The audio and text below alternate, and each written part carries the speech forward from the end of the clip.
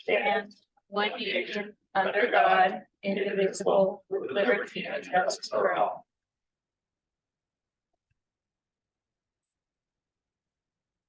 And before we start the items and the presentations, do we have any public speakers? We do not. Okay, great.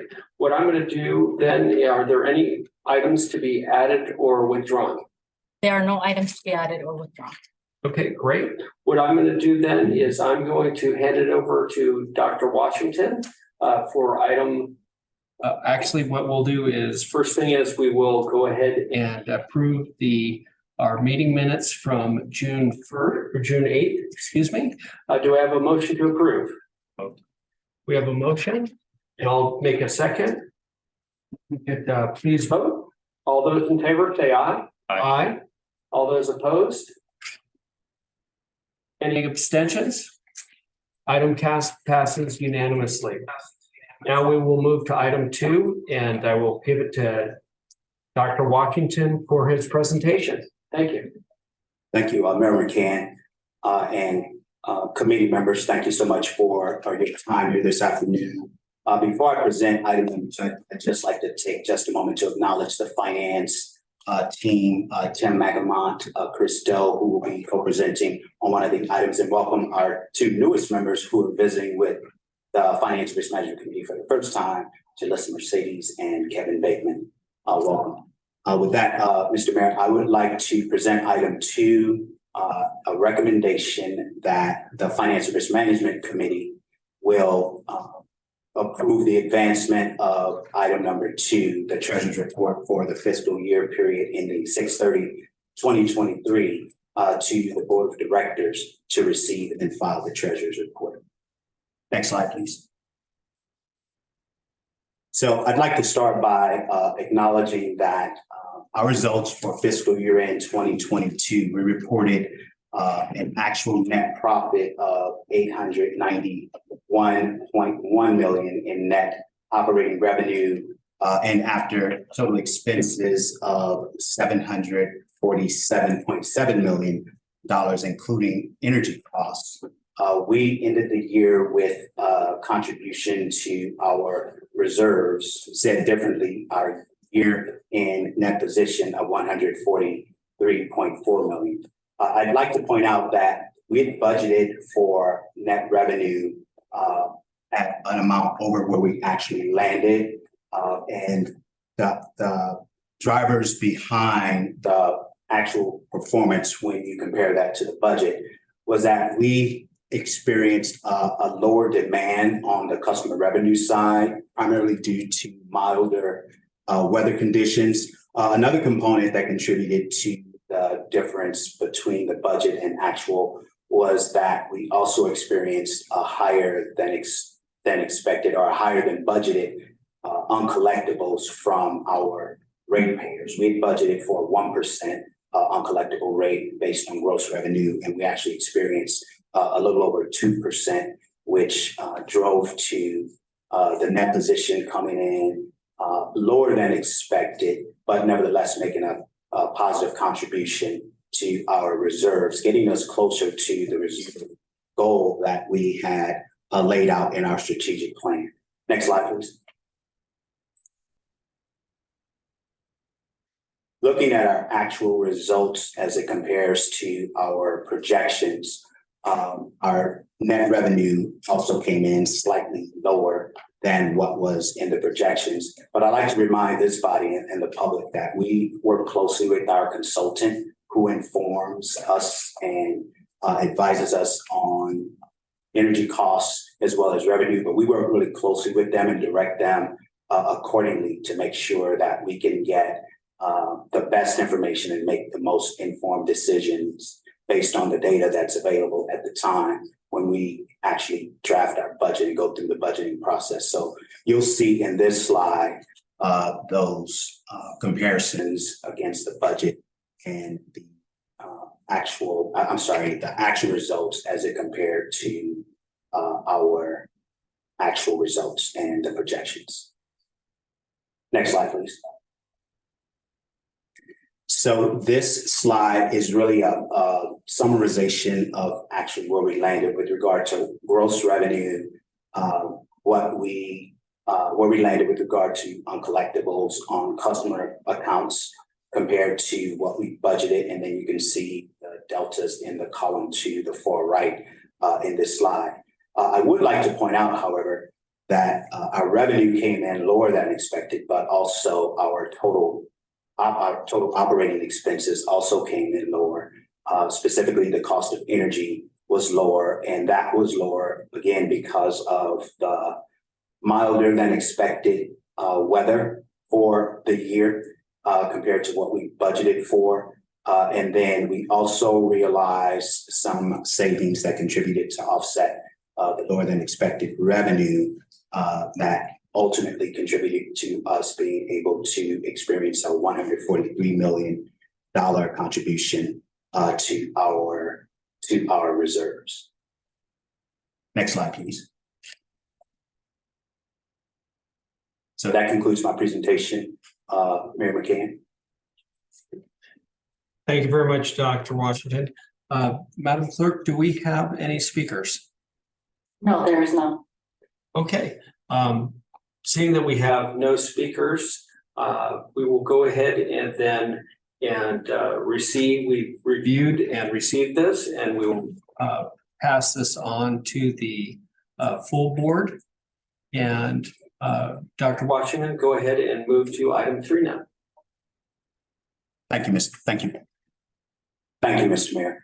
I'll be presenting in conjunction with Tim Maglemont, our senior finance manager, as well as Chris Doe will participate in this presentation. So next slide, please. I'm happy to report for the first month into our fiscal year 2024 finance cycle, we are pretty much on par when we look at our budget compared to the actual results year to date through July 31st, 2023. We ended the period with $163 million in net revenue compared to the $162.7 million that we had budgeted for the period. Total expenses came in as expected, slightly lower than what we are actually slightly higher. The expenses slightly higher than what we had budgeted for, but for the most part, less than a 1% change when you compare the actual results to the budget. We ended with about a $64 million contribution to our net position, which contributed to our reserves. And I'm happy to report that as of July 31st, we did achieve our reserve goal of 90 days cash on hand, ahead of what we had scheduled for our strategic plans. We're ahead of where we anticipated we'd be, which is great news. And I think that's attributed to the overall team contributing to the overall success and results of San Diego Community Power. Next slide, please. Again, this slide compares our actual results year to date for the first month ending July 31st, 2023, first month of our fiscal year 2024.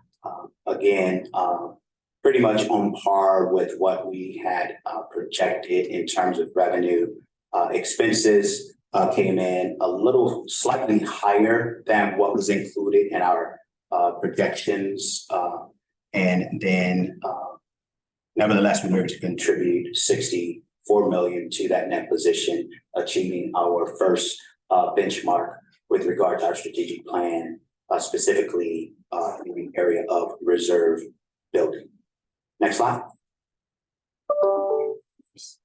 So this slide is a reflection of our contributions, our reserves, where we are in terms of outstanding debt, and where we landed year to date with regard to our reserve building goal.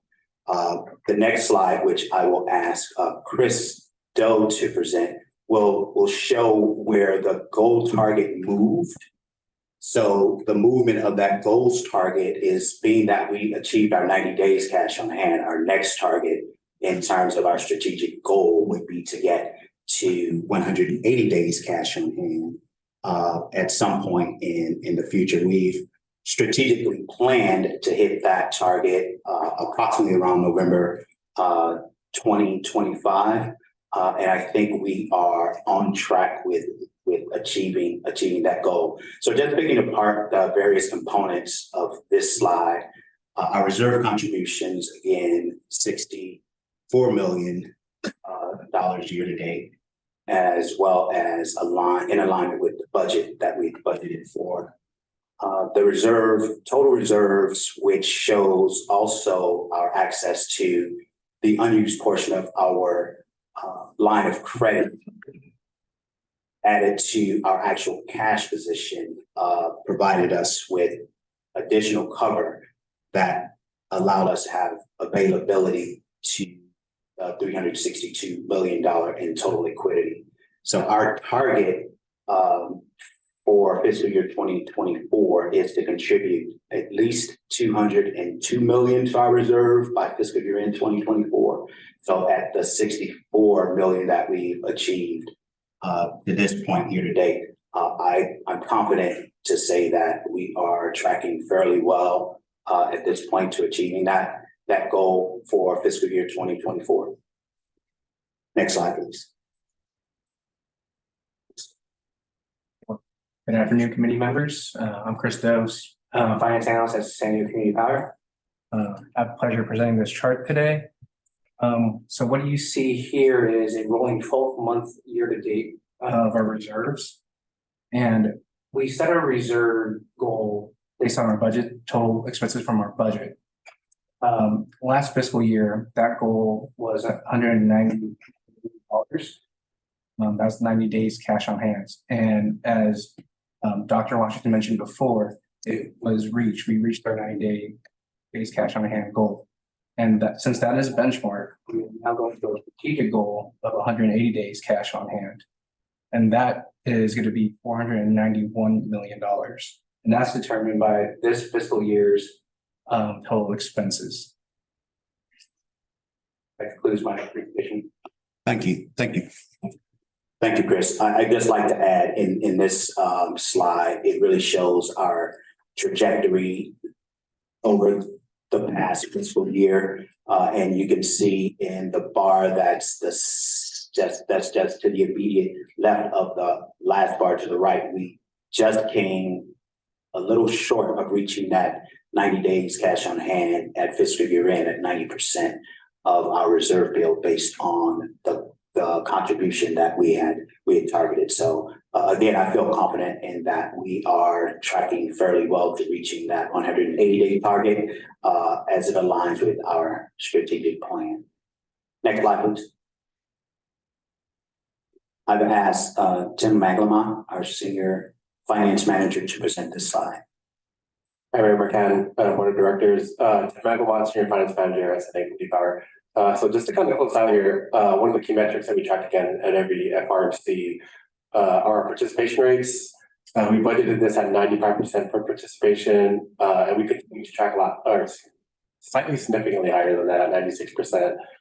So we're kind of holding steady there over the last few months, and especially after we hit the last enrollment period, it looks like this is steadying out a little bit at 96%. So we're ahead of target just in terms of what we budgeted. And we don't expect this to change at least anytime soon. Thanks. Thank you, Tim. Mayor McCann, that concludes the Treasury Report presentation. I'll turn it back over. Thank you very much, Dr. Washington. Can you go back to that last slide? Tim, just wanted to ask you a question. I understand Encinitas is obviously why they're at 93%. But why do you think the County of San Diego has a 93.6%? Yeah, I mean, just to start out here a little bit with County of San Diego, I know there was a little bit more of a groundswell movement just in terms of enrollment within County of San Diego. Probably has a little bit to do with that. What happens a lot when member agencies enroll in the beginning is we do see movement and participation rate kind of at the beginning. So we don't expect that to change much from here, especially with enrollment almost being done at this point. But I think a lot of it has to do with just kind of the sentiment in the area. Okay, because I know Encinitas, essentially they were 100% cleanable power, which would be a little more expensive. And I know there's a percentage of consumers that their main focus is going to be price. And so I understand Encinitas, but it's sort of interesting about the county of San Diego because I think we have a lower price and I would be interested to see not only do we have a lower price, but we have a portfolio of energy. So you wonder why they would, I know you'd always have about 5% of the people just, don't want change. But I thought it was a little higher than I would expect for especially people out in the county, which I would have thought would be a little more price sensitive. So. Mayor McKenna, if I may, I'd be happy to dig into this a little deeper with our account services and data analyst team to really kind of zero in on what the drivers are behind that. I will say that as we were enrolling the residential phase for our program, that I think initially the initial enrollment data supported a higher participation rate, and as those enrollments drove on, some of those customers decided to opt out. And then I don't know the precise number, but I also believe that we've got some of our net energy metering customers still being ramped into the program. So but we'll dig a little deeper and can circle back with a response to that question. But thank you very much. Yeah, thank you. Thank you very much. You can go to the next slide then. And then, Madam Clerk, first, does anybody have any questions? I had your same question, so. Oh, perfect. Madam Clerk, do we have any public speakers? There is no public comment. Okay, great. Dr. Washington, Chris, Tim, I just really appreciate your presentation here and the idea that for the fiscal year, we're 143 in the net positive, I think is tremendous. I think reaching the milestone early for the 90 days reserve goal was tremendous, especially, I still view us as a small growth company. And I think that is a key achievement because cash flow, we are having some good times, but those reserves are going to be there for when things may not be as good, and the more reserves we can make up, the better we will be able to survive during a rainy day and be able to be sustainable for decades to come. With that, we will go ahead and receive and file this treasurer's report. Thank you very much. Do we have any committee member announcements? No? With that, I will then again ask the attorneys, the clerk, or Dr. Washington, if you have any comments or anything before we adjourn. Okay, with that, I really appreciate this meeting and the efficiency and the work we've done. So I will now go ahead and adjourn the Finance and Risk Management Committee of San Diego Community Power. Thank you. Thank you, Chair. Thank you.